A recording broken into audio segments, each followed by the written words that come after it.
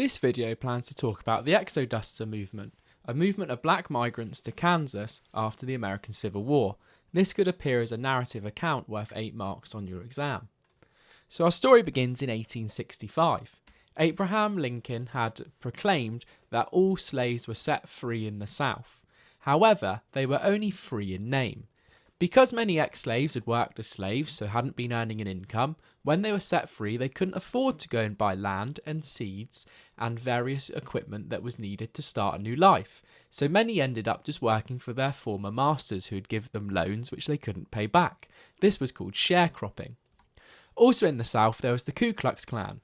The Ku Klux Klan did not like that these black Americans had been set free, so were hostile towards them.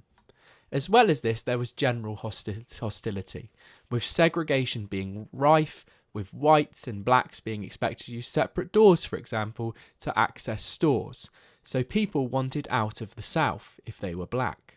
This leads to our development in 1878 to 79. Pap Singleton here started a rumour that if black Americans moved to Kansas, the US government would give them free land. Many listened to this promise because they did not like the hostility they were receiving in the South. Pap Singleton even developed posters such as this one here which advertised that land. However, he was not telling the truth. There wasn't free land available to black Americans. They would have to pay for it. Despite this, 40,000 migrants went to Kansas in 1879 to set up new lives.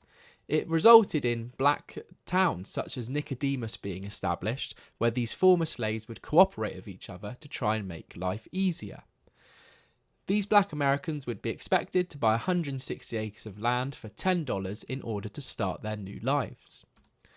This story ends with the problems of farming. This was a general problem for people on the Great Plains, but was probably worse for these ex-slaves.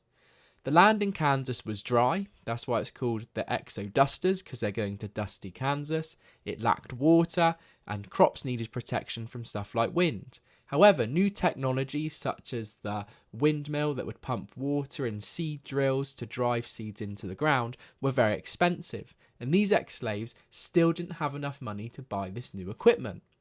This resulted in many of these homesteads failing. However, what did happen is these messages got back down south, and those migrants that decided to move later on came better prepared and cooperated more with one another to be able to afford these new technologies and be prepared for the challenges of moving to Kansas.